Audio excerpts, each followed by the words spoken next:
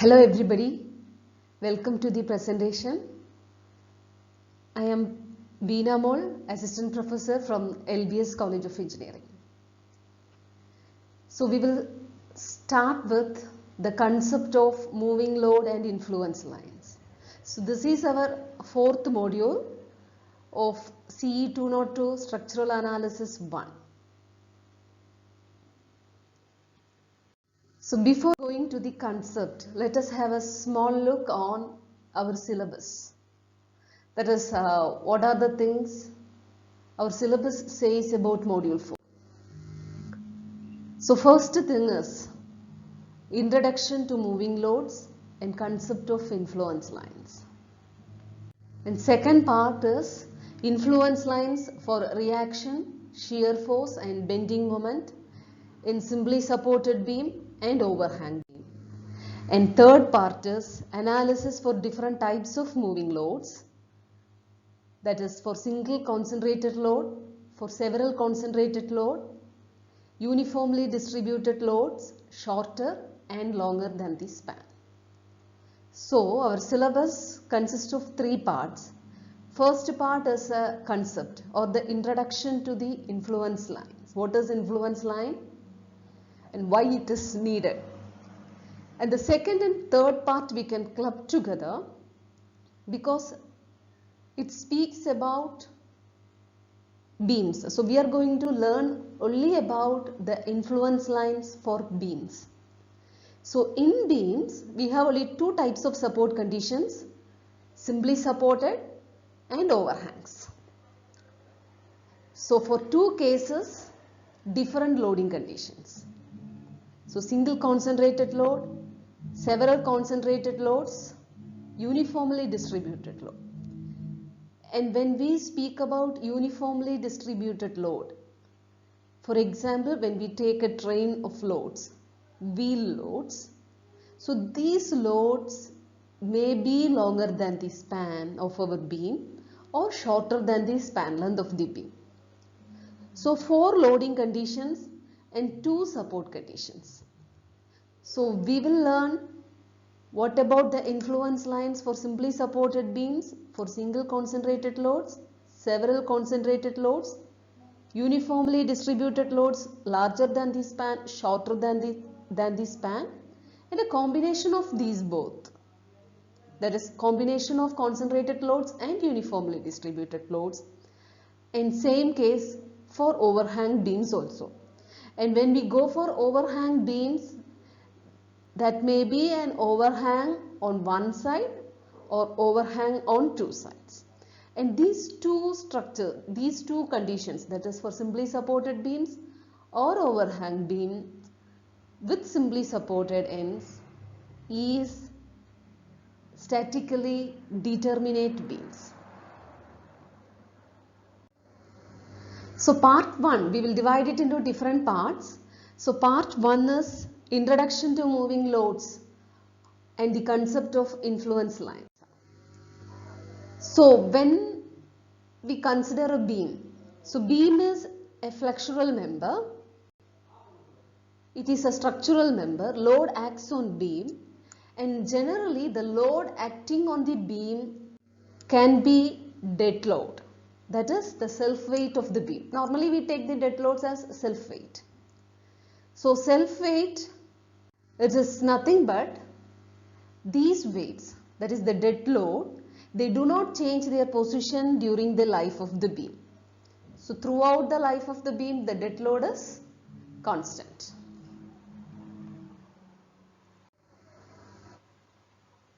And the second type of load is the live load.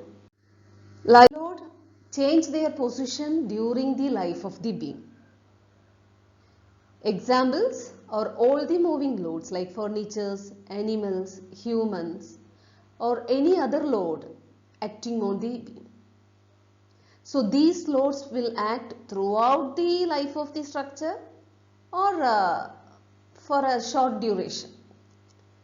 And when the beam is subjected to dead load, the stresses developed in the beam, namely the support reactions, bending moments and the shear forces, are described by their corresponding shear force diagram and bending moment diagrams, and this is what we have studied in our mechanics of solids.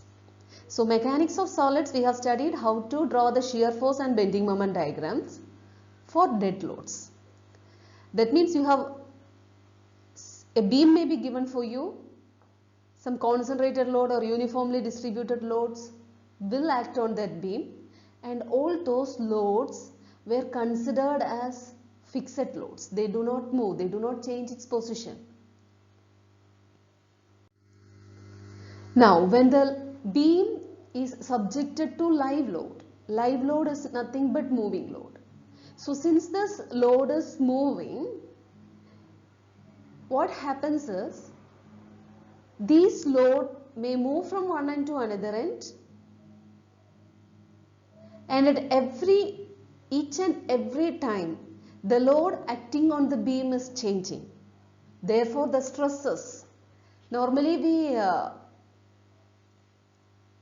we relate these stresses in terms of support reactions, bending moments, shear forces and deflections. So these stresses that develops in the beam also will vary according to the position where this live load acts, and depending upon the live load, what type of live load, whether it is concentrated load or uniformly distributed load, whether the load is larger than the span, shorter than the span. So based upon these conditions, the stresses will vary. So see, when it is subjected to dead load, we have only one shear force diagram and one bending moment diagrams. But here, depending upon the variation of positions, we will have a number of shear force diagrams, a number of bending moment diagrams. So we need to best plot these diagrams.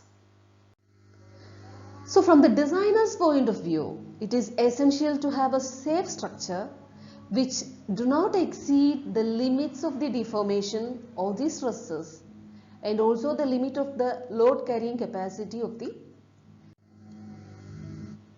So these variation in stresses are best described by the influence line diagrams. So now we will see some of the definitions, how this influence line is defined, influence line diagram is defined. So first definition is, an influence line is a diagram whose coordinates, which are plotted as a function of distance along the span, give the value of an internal force, a reaction or a displacement at a particular point in a structure as a unit load moves across the structure. So second definition is, an influence line is a curve, the ordinate to which at any point equals to the value of some particular function due to unit load acting at that point. And another definition is, an influence line represents the variation of either the reaction, shear, moment or deflection at a specific point in a member as a unit concentrated force moves over the member. So what is the advantage, what is the need for drawing the influence line diagrams? So once the influence line diagrams are drawn, the location of the live load, which will cause the greatest influence on the structure, can be found out easily, so that the designer can decide which is the critical position, where maximum bending moment occurs, where maximum shear force occurs. So that is the reason we go for these influence line diagrams. Okay, so that's all the concept. So what are the loads? What is the need for influence line diagrams? So when we have moving loads, we have to represent the shear forces, reactions and bending moments in terms of diagrammatic representations. So these diagrammatic representations are called influence line diagrams. So these influence line diagrams are useful for finding the critical position. Now we will go for the influence line diagrams for simply supported beams. Simply supported beams with concentrated load, with a single concentrated load, with a single unit concentrated load when it moves from left to right on a simply supported beam. So you can see a simply supported beam AB of span L, and there is a unit load of 1 kilonewton, and this 1 kilonewton is moving from A to B. So for this case, for this simply supported beam, we are supposed to find the influence line diagram for reaction RA, influence line diagram for reaction RB, influence line diagram for shear force at any section between A and B, influence line diagram for bending moment at any section between A and B. See, note that influence line diagram for reaction RA is at A. Influence line diagram for reaction RB, so the maximum will be at B. But the shear force is, that is influence line diagram for shear force is drawn for different sections between A and B.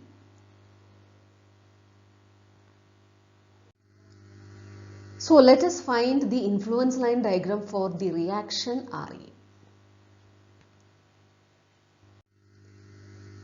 So how will we find the reaction RA for a simply supported beam? Just to take moment at B equal to 0, sigma MB equal to 0, we get RA will be equal to L minus X by L, where X is the distance from A where the unit load acts. So X varies from 0 to L. So between A and B, X varies from 0 to L. So when X is equal to 0, that is at A, RA equal to 1, and at B, X is equal to L and RA is equal to 0. Reaction at A is equal to 0. So we see the maximum reaction is at A. So for the reaction at A, the maximum value, maximum ordinate will be at A and the minimum ordinate will be at B. So we can see how to draw the influence line diagram. So maximum ordinate, that is 1, is at A and at B it is 0. So this is the influence line diagram for RA. Now we will see the influence line diagram for the reaction RB. So same way, for RB, we will apply sigma MA equal to 0. So we get RB equal to X by L. So X varies from 0 to L. So at X is equal to 0, we have RB equal to 0, and at X is equal to L, we have RB equal to 1. We will draw the influence line diagram for the reaction RB. So at B, the ordinate is 1, and at A, the ordinate is 0. So let us have a short look on how we have derived. So this is the given simply supported beam with a moving concentrated load of 1 kilonewton from A to B. So the influence line diagram for the reaction RA. So this is needed. See, this diagram is needed for solving the problems for a simply supported beam with concentrated loads. So for simply supported beams, always for the influence line diagram is at A, the ordinate will be equal to 1. This is the influence line diagram for reaction RB. So for the influence line diagram for reaction RB, the ordinate is 1 at B and the ordinate is 0 at A. That means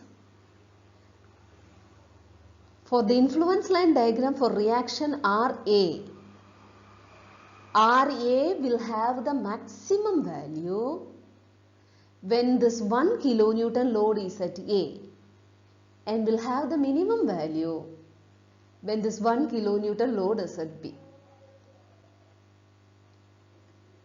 If we take influence line diagram for reaction RB, this RB reaction at B will have maximum value when this 1 kilonewton load is at B. And when this 1 kilonewton load is at A, the value of RB is equal to 0.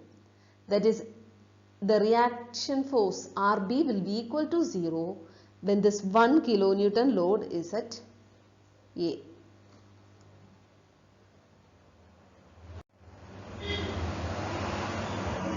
So our aim is to find the influence line diagram for reaction RA, RB, shear force at a section and bending moment at the section. So the first two cases are over.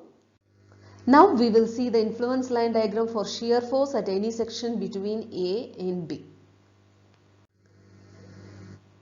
So this is your given case. A simply supported beam of length L, 1 kilonewton load is moving from A to B.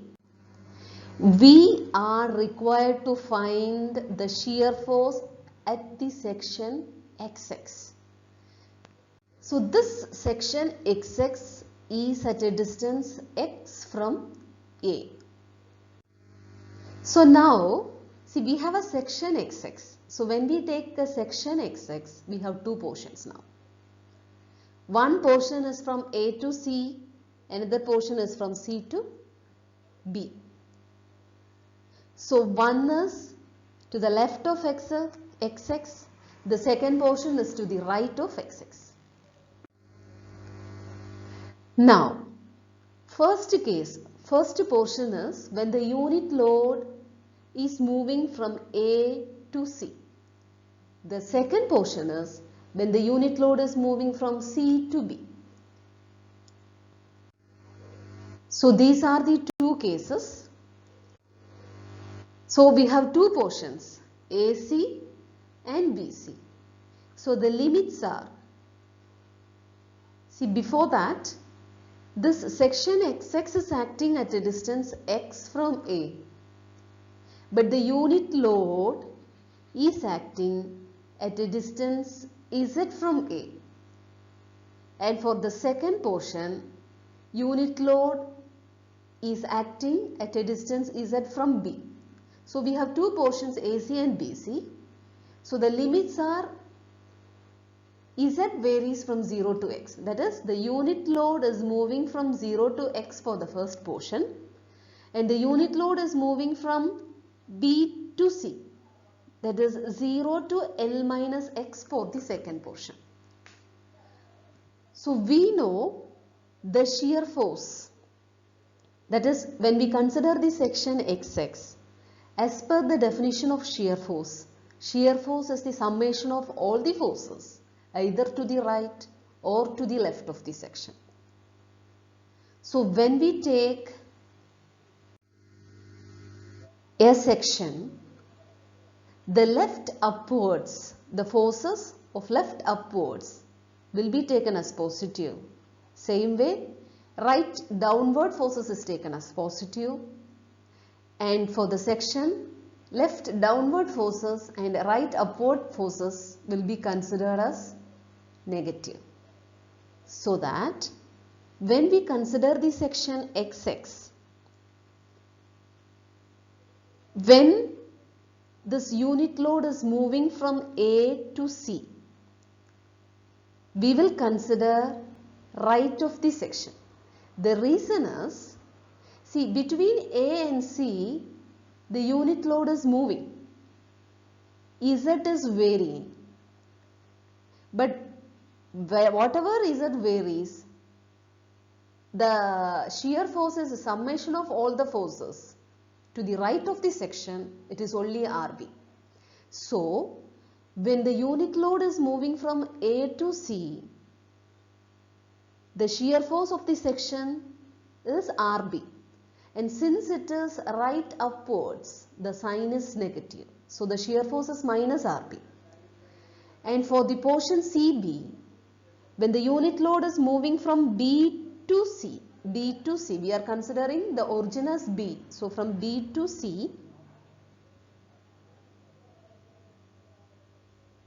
the shear force of the section is taken as to the left of the section, and to the left upward forces is taken as positive. So RA is positive.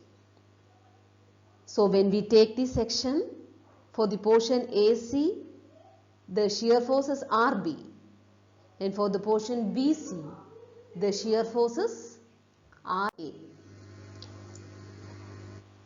So now we will see for the first part, that is when the unit load is moving from A to C,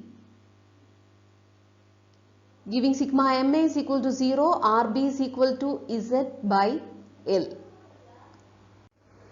So Z varies from 0 to X. So at A, Z is equal to 0 and our shear force is minus RB. So it is minus Z by L equal to 0.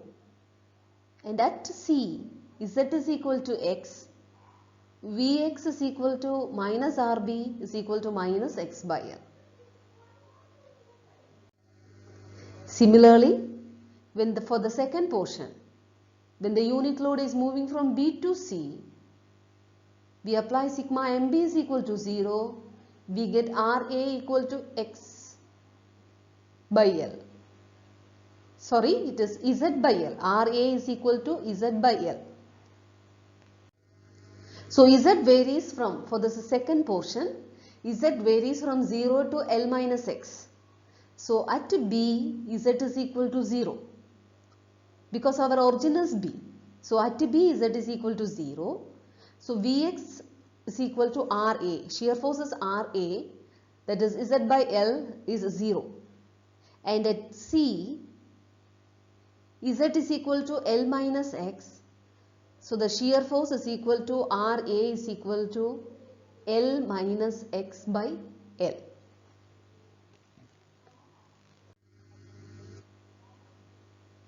So it is clear that we are dividing the simply supported beam into two portions. So Z varying from 0 to X, Z varying from 0 to L minus X.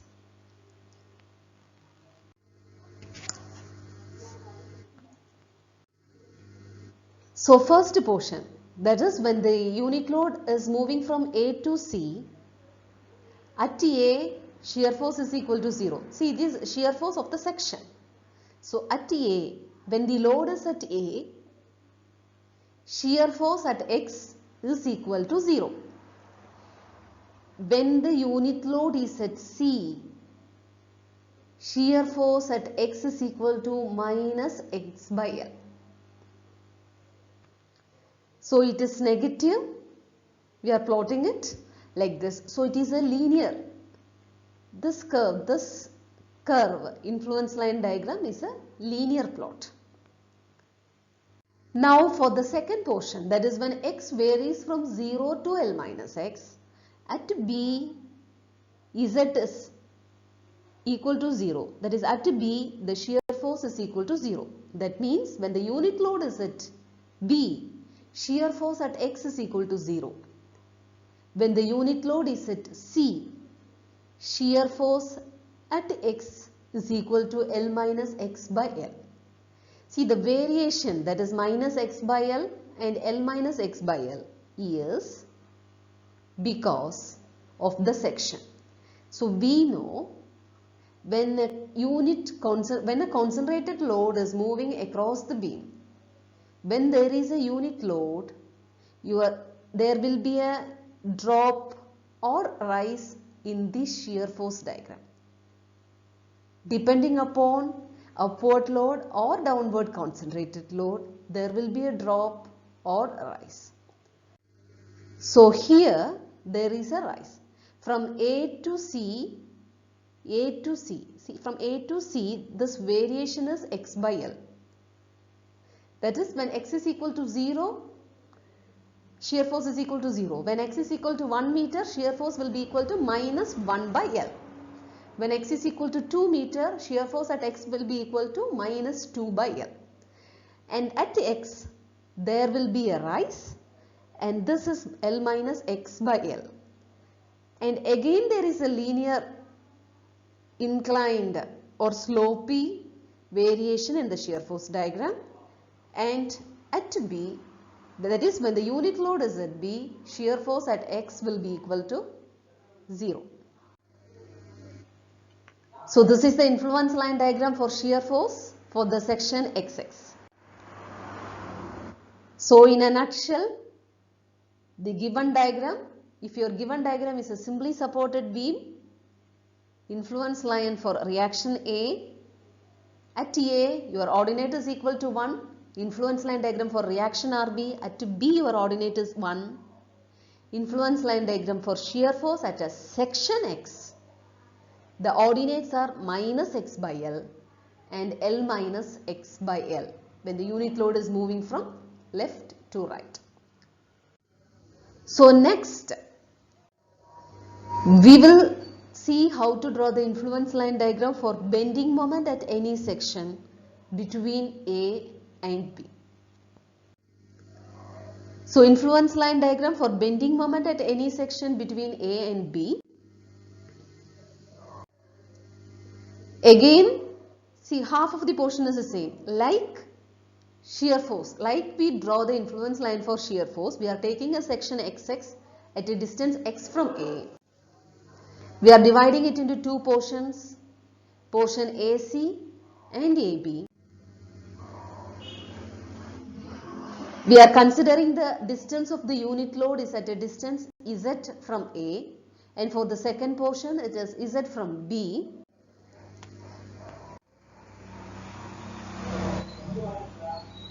So the limits and the origin are from A and B, the two portions.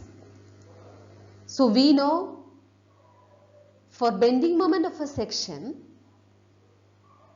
left clockwise and right anti-clockwise is taken as positive, and left anti-clockwise and right clockwise is taken as negative. So like we did for the shear force, we are finding RB is equal to Z by L, and bending moment, by definition, bending moment of a section is the summation of all the moments either to the right or to the left of the section. So like shear force, here also when the unit load is moving from A to C, our bending moment is RB into L minus X. So when Z varies from 0 to X, your unit load in the portion A to C, unit load, the distance where the unit load acts is Z from A. So Z varies from A to C. So at A, Z is equal to 0. Therefore, Mx is equal to RB into L minus X. So Z is 0, Mx is 0. At C, we substitute the value for Z. Moment is equal to RB into L minus X. Force into distance. So we get X by L into L minus X. Similarly, for the second portion, that is for C to B, our Z varies from 0 to L minus X. So at B, Z is equal to 0, Mx is equal to 0. At C, Z is equal to L minus X, and Mx is equal to X by L into L minus X. So for our given case, we have found the bending moment at each point. We have found the bending moment at X, at C, when the unit load is moving from A to B. So this is our bending moment diagram. So at A, moment is 0. At B, moment is 0. At C, moment is x by L into L minus x. Now, this is our given diagram. Our influence line diagram for RA, the ordinate is 1 at A. Influence line diagram for reaction RB, the ordinate is 1 at B. Influence line diagram for shear force for the section XX, the ordinates are minus x by L and L minus x by L. So this is the influence line diagram for bending moment at a section X, and the ordinate is at X. At X, it is x by L into L minus x. So now, in order to do the problems related to simply supported beam with concentrated loads, this is what is needed. You need to know what is the ordinate for the reaction at A, what is the ordinate for the reaction at B, what are the ordinates for the shear force at a section X, and what is the ordinate for the bending moment at the section X. If this is known, we will be able to solve the problems with the different values. So problems with the different values and the applications we will see in the next part. Thank you.